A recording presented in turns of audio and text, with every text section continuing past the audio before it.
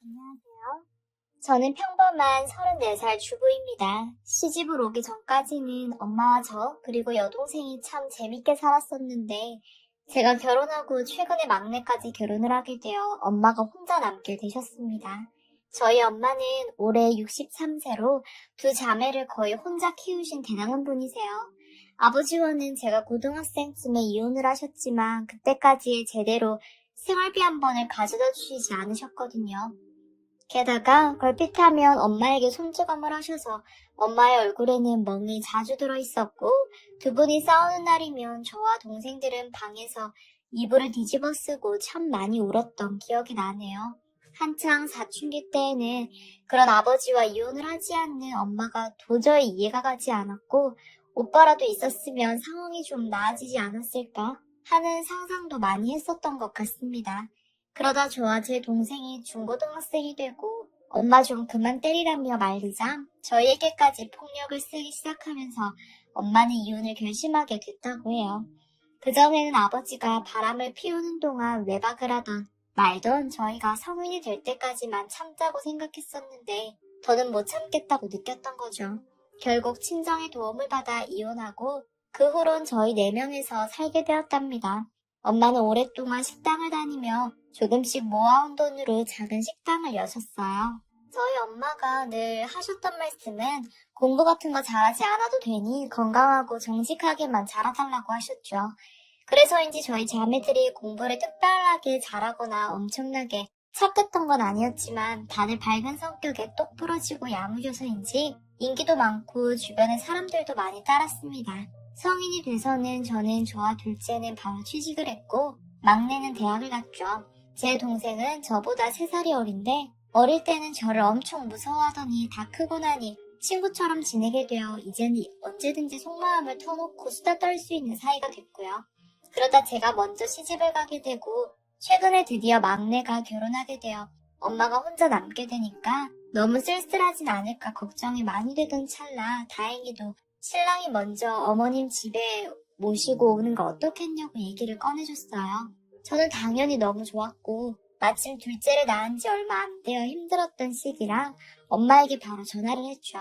처음에는 너희 불편하게 내가 거길 왜 가느냐고 하시더니 제가 계속 조르니 마지못해 알겠다며 주말에 올라오셨어요. 엄마가 오니 저도 살림이 수월해져서 좋고 반찬이 맛있어졌다는 신랑과 제 첫째도 자기를 예뻐해주는 할머니가 와서 좋아하는 눈치였죠. 엄마도 처음엔 조금 불편했지만 며칠 지나니 잘 지내셨고요. 그렇게 우리 집에 지내는 게 적응이 되시던 엄마는 언제부턴가 아침마다 운동을 하신다며 저희 아파트 단지와 연결된 작은 산을 오르시더라고요. 왕복 1시간 정도 코스라 엄마가 운동하기에 적당할 것 같아 말리진 않았죠. 한 달쯤 지날 무렵에 운동을 다녀오신 엄마가 물을 마시며 세상 참 좁다고 하시는 거예요. 그래서 무슨 일이냐고 물으니 산을 오르는데 누가 말을 걸길래 뒤를 돌아보니 낯익은 얼굴이 있길래 누군가 했더니 고향 동생이더랍니다. 난 또 뭐라고? 라며 대수롭지 않게 넘어가려 하는데 왠지 평소와 달리 들떠 보이는 듯한 엄마의 모습에 아주 친했던 사람인가 싶었죠. 사실 엄마 고향 친구라던가 어릴 때에 대해서는 거의 알지 못했거든요. 그 일이 있고 나서는 엄마가 종종 그 동생을 만나는 것 같았습니다. 그동안 일만 하고 살다가 친한 친구를 만나니 참 반가웠겠다 싶기도 했어요. 엄마가 말한 동생이 남자라는 걸 알게 되기 전까지는요. 여느 날처럼 엄마가 약속이 있다며 나갔고 주말이라 신랑이 애들을 봐준다고 하길래 근처로 온 둘째 동생을 만나러 가는 길이었습니다.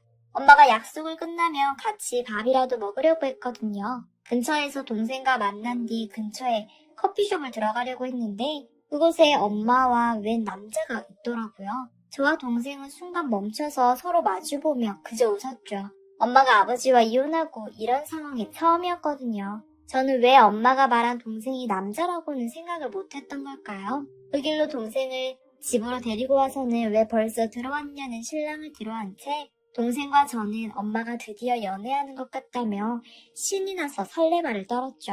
물론 그 사람이 어떤 사람인지는 하나도 모르지만 그냥 그 순간은 좋은 사람이게 믿고 싶었던 걸지도 모르겠어요. 몇 시간이 지나고 엄마가 들어오자 저와 동생을 기다렸다는 듯이 엄마를 붙잡고 앉아서 이것저것 캐물었어요. 둘이 무슨 사이인 건지, 뭐 하는 사람인 건지 궁금한 게 너무 많았거든요. 생각지도 못한 질문이 쏟아지자 당황한 엄마는 갑자기 왜 이러냐며 자리를 피하려고 했지만 저희를 당해낼 순 없었죠. 결국은 서로 좋은 마음을 가지고 만나는 중이라고 말씀해 주시길래 드디어 엄마 인생에도 봄날이 오는 건가 하는 마음과 동시에 직접 만나서 어떤 사람인지 확인해보고 싶었어요. 그 일이 있고 얼마 후 넌지시 엄마에게 우리에게 그 아저씨 소개해주지 않을 거냐며 운을 띄웠고 엄마는 생각해보겠다고 하시고 며칠 뒤에 저에게 저녁 자리를 마련했다고 일러주셨어요. 마음 같아선 내 동생들이며 제부들이며 죄다 데려가고 싶었지만 가뜩이나 기도 센 애들인데 그랬다가는 아저씨가 불편해하진 않을까 싶어 동생들에게 양해를 구하고 우선은 같이 지내고 있는 저와 제 남편만 나가기로 했죠. 약속 장소에는 아저씨와 엄마가 먼저 와 계셨는데 저희를 미처 발견하지 못하고 긴장한 것처럼 보이는 두 분의 모습에 왠지 미소가 나오더라고요. 엄마보다 한 살 어리다는 그분은 언뜻 보기에는 매너도 좋아 보이고 말투만 봐도 잘 배운 듯한 사람처럼 보였어요. 첫인상이 워낙 좋았던 터라 동생들에게도 안심해도 될 것 같다고 했고요. 그렇게 3달쯤 지났을까요? 엄마가 그분과 살림을 합치려고 생각 중인데 어떻게 생각하냐고 물어보더라고요. 저는 조금 걱정되는 부분이 있기는 했지만 이제라도 좋은 분과 남은 생을 행복하게 살기 바라는 마음이 훨씬 컸기 때문에 엄마만 원한다면 당연히 그렇게 하라고 우리 허락이 왜 필요하겠냐고 했죠. 그렇게 엄마를 그분네 댁에 모셔다 드리고 데려오는 집으로 오자 기분이 되게 묘했어요. 시집 오고 나서 엄마랑 같이 산 것도 오랜만이었는데 이렇게 따로 산다고 생각하니 괜히 서글퍼지는 것 같기도 하고 엄마도 드디어 행복해지는 건가 싶기도 했고요. 동생과도 이런 날이 올 줄은 상상도 못했다며 몇 날 며칠을 전화로 얼마나 야단을 떨었는지 몰라요. 예전보다 엄마에게서 전화가 자주 오지 않아 좀 이상하다고 느끼긴 했지만 그저 새 살림에 적응하느라 정신이 없겠거니 싶었습니다. 그런데 가면 갈수록 연락이 안 되니 불안함이 커졌어요. 처음에 신랑에게 무슨 일이 생긴 게 아니냐고 하자 아닐 거라며 조금 더 기다려보자는 말에 기다려봤지만 더는 안 되겠다 싶어 신랑을 끌고 그분 집에 찾아갔습니다. 하지만 아무리 문을 두드려도 문이 열리지 않았고 엄마의 전화기는 전원조차 켜져 있지 않았죠. 이쯤 되자 신랑도 뭔가 이상하다 느꼈는지 아저씨에게 전화하려고 하기에 열쇠공을 부르는 게 낫겠다고 했습니다. 약간 망설이는 듯한 남편을 보며 우리가 범죄를 저지르는 것도 아니고 만약 이 안에 엄마가 있으면 당신 어쩔 거냐며 울먹이니 신랑이 바로 전화를 걸어 사람을 불렀죠. 열쇠 아저씨는 금방 오셨고 집주인분이시냐며 물으시길래 저희 엄마가 살고 있는데 얼마 전부터 연락도 안 되고 안에서 반응도 없으니 너무 걱정이 돼서 그렇다고 하니 혹시 만일의 경우를 위해서 저희 신분증 사진 좀 찍겠다고 하시고는 문을 따기 시작하셨습니다. 정말이지 그 짧은 시간 동안 제가 오해해서 생긴 해프닝이었기에 얼마나 바랬는지 모르겠어요. 문이 열리자 저는 바로 집 안으로 뛰어들어갔지만 어수선한 분위기의 거실과 안방에는 아무도 없었습니다. 뒤따라 들어오던 신랑의 두 분이 어디 여행이라도 가신 건 아니냐는 말에 정말로 그런 건가 싶은 마음이 들었죠. 그런데 엄마가 이렇게나 청소도 안 하고 살 사람은 아닐 텐데 싶은 생각도 들고 영 찝찝한 마음이 가시질 않아 집안을 마저 둘러보다 베란다에 아무렇게나 널브러진 이불 사이로 빠져나온 머리카락을 발견하고 정말 기절을 할 뻔했어요. 제가 소리를 지르자 달려온 신랑도 깜짝 놀라서는 혹시 장모님이냐며 물었고 대답도 하지 못하고 덜덜 떨고만 있는 저를 보며 조심스럽게 이불을 걷어내자 쓰러져 있는 엄마를 발견했어요. 그 광경을 보자마자 저는 피가 솟구쳐 오르고 너무 화가 나서 눈물밖에 나오지 않았습니다. 제가 넋을 잃고 아무것도 못하고 있자 신랑은 바로 엄마를 둘러업고는 차에 태워 병원으로 모시고 가서 입원 수속을 밟는 동안 저는 동생에게 전화를 걸어 이 충격적인 사실을 알렸고 동생들은 금방 갈 테니 기다리고 있으라고 했죠. 저는 병실로 들어가 링거를 맞고 있는 엄마를 바라보자 어릴 때 아버지에게 맞고 살던 시절이 생각나 쉽게 떨림이 멈추지 않았습니다. 신랑은 제 상황을 잘 알고 있던지라 제 어깨를 꼭 감싸주고는 장모님은 이제 끝까지 우리가 지켜주자며 저를 위로했죠. 엄마를 이렇게 만든 인간만도 못한 자식도 절대 용서하지 않겠다고 하면서요. 물론 그때까지만 하더라도 정확한 상황을 알고 있지는 않았지만 저희가 바보도 아니고 그 사람이 엄마를 이렇게 만든 장본인이란 거 정도는 짐작할 수 있었습니다. 예상보다 일찍 동생과 제부가 도착했고 역시나 엄마를 보고는 경악을 금치 못했죠. 소란스러워진 소리를 듣고 눈을 뜬 엄마는 저희가 모두 모여있자 놀라시더니 이내 주변을 살펴보시곤 사태 파악을 하신 것 같았어요. 누구 하나 섣불리 입을 떼지 못했고 엄마가 먼저 말을 꺼내길 기다리다 바짝 마른 입술이 눈에 들어와 생수병을 건네드리자 어찌나 목이 말랐는지 단숨에 들이키는 모습을 보고는 더 마음이 아프고 목이 메었습니다. 그 모습에 결국 동생은 참지 못해 이게 도대체 어떻게 된 일이냐며 엄마에게 물었고 조금 망설이던 엄마는 내가 남자 보는 눈이 형편없는 거 잘 알지 않느냐며 멋쩍은 웃음을 지으셨지요. 속이 터질 것만 같은 저뿐만이 아니었는지 동생은 장난치느냐며 그 자식 지금 어디냐며 소리를 질렀고 저는 제부에게 동생들이 너무 흥분한 것 같으니 잠시 데리고 나가 있어달라고 부탁했습니다. 다행히 병실에 있던 두 환자분은 우리 가족이 다 모이고 분위기가 심상치 않은 걸 느끼신 건지 자리를 비켜주신 상태라 엄마가 신경 쓰지 않고 말을 해줄 수 있었죠. 어렵게 얘기를 시작한 엄마 얘기를 들어보니 처음 만났을 때만 하더라도 옛날 얘기를 하다 보니 시간 가는 줄 몰라 몇 번 만나다 보니 정이 들기 시작했고 그 사람도 마침 혼자 지내고 있어 좋은 관계로 지내게 된 거죠.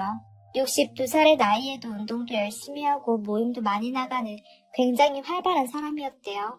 그런데 살림을 합치고 보니 집안에서는 굉장히 게으르고 엄마에게 엄청나게 복종을 원했다고 합니다. 그러니까 물 한 잔도 절대 자기 손으로 떠다 먹는 일이 없으면서 조금이라도 청소가 안 되어 있는 곳이 있으면 불같이 화를 내고 말대꾸를 하려고 하면 손찌검을 해왔다는 거죠. 어이없는 건 밖에 같이 나갈 일이 생기면 새 안사람이라며 주변 사람들에게 소개를 하며 그렇게 다정하게 굴더래요. 정말 TV에서만 보던 나쁜 놈보다도 더한 놈이다 싶었습니다. 그도 그럴 것이 엄마가 처음 교제를 시작했을 때만 하더라도 아버지의 폭력으로 이혼을 했다는 걸 듣고는 많이 힘들었겠다며 위로해줄 때는 언제고 엄마를 이렇게 패놨다는 게 정말 인간이 한 짓이라고는 생각이 들지 않았거든요. 제가 왜 바로 말하지 않았냐고 엄마에게 묻자 처음 손찌검했을 때는 본인도 깜짝 놀라며 정말 미안하다며 실수였다고 용서를 빌기에 평소에 워낙 좋은 모습을 자주 보여줬던 사람이라서 잘 풀고 넘어갔었답니다. 그런데 그 일이 있고 나서 얼마 지나지 않아 또다시 폭력을 썼고 엄마는 두 번은 못 참는다며 짐을 싸서 나가려고 하자 어디 나가냐며 핸드폰도 뺐고 그날부터 본인이 나갈 때마다 손찌검을 했다는 거예요. 그래놓고는 집에 돌아와서는 밥 차려달라 청소 좀 하라 마치 가정부처럼 부려먹고는 엄마가 따르지 않으니 더 심하게 때렸다는 거죠. 저는 얘기를 다 듣고 그동안 얼마나 힘들었냐며 이제 다 끝냈으니 아무런 걱정 말고 전부 우리한테 맡기라고 했습니다. 엄마는 제 손을 꼭 잡으며 너희가 뭘 하든 나는 말리지 않지만 나는 다시 너희를 볼 수 있는 것만으로도 충분하다고 말씀하시더라고요. 전 엄마에게 동생과 얘기를 좀 하고 온다고 한숨 좀 자고 계시라고 다시 전 엄마에게 동생과 얘기를 좀 하고 온다고 한숨 더 자고 계시라며 이불을 덮어드리고 병실을 나왔어요. 병원에는 아무래도 듣는 귀가 있을 것 같아 가까운 우리 집으로 다 같이 자리를 옮겨 아까 엄마와 얘기한 걸 그대로 녹음했었는데 신랑과 동생 제부에게 들려주었고 저희는 머리를 모아 그 인간에게 어떻게 해주는 게 가장 큰 복수일지 고민을 했죠. 신고를 하는 게 가장 먼저일 것 같았지만 고소라는 게 생각보다 시간도 오래 걸리고 사람을 지치게 하는 데에 비해 결과가 허무할 때가 있기 때문에 고소는 마지막 방법으로 남겨두기로 했습니다. 엄마의 얘기를 들었을 때 안과 밖이 다르고 사회적 지위나 이미지를 굉장히 중요하게 여기는 사람 같았으니 아무리 생각해도 그걸 무너뜨리는 게 가장 좋은 방법 같더라고요. 아이리스에게 맡기고 온 동생과 회사에 출근을 해야 하는 제부는 주말에 다시 만나기로 하고 새벽 일찍 돌아갔고 제 신랑은 장사를 하고 있었기 때문에 알바들에게 며칠간 가게를 맡기고 저와 움직이기로 했습니다.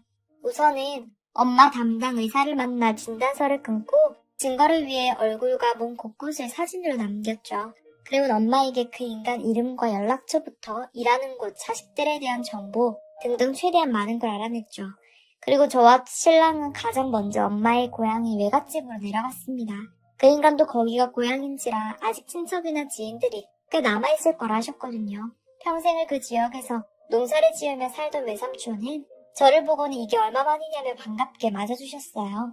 저도 반가웠지만 이 동네에 그 인간이 얼굴도 못 들고 다니게 소문을 내는 게 가장 큰 목적이었기 때문에 외삼촌에게 그간 있었던 일을 전부 말해주면서 사진과 녹음 파일을 들려주었고 외삼촌은 당장 이 자식을 죽여버리겠다며 길길이 날뛰셨죠.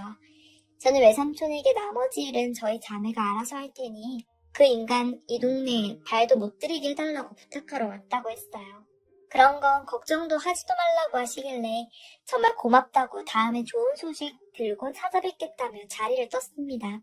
그 다음엔 그 인간이 자주 모임을 한다는 동호회 인터넷 카페에 가입하여 동호회장에게 만남을 요청했어요. 함께 활동하는 모양인지 50대 초반쯤 되는 부부가 나오셨고 저는 잘 됐다고 생각하여 그 인간을 혹시 아느냐고 물었더니 잘 안다고 하시더라고요.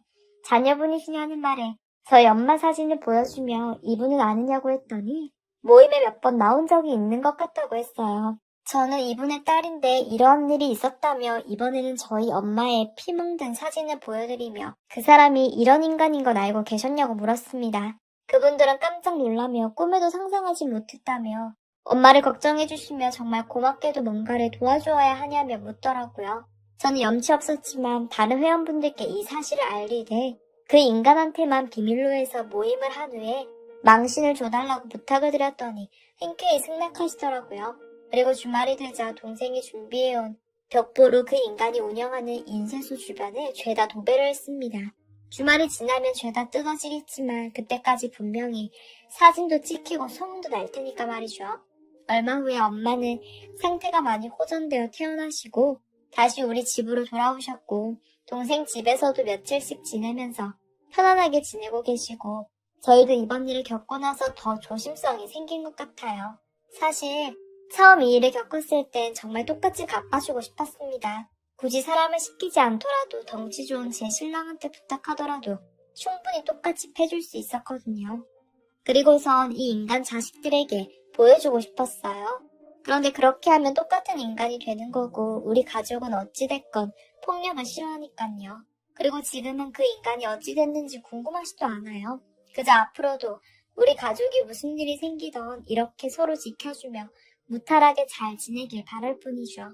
여러분들도 주변에 인간의 탈을 쓴 짐승들이 있는지 한번 잘 살펴보는 건 어떠신가요? 제 사연은 여기까지입니다. 들어주셔서 감사해요.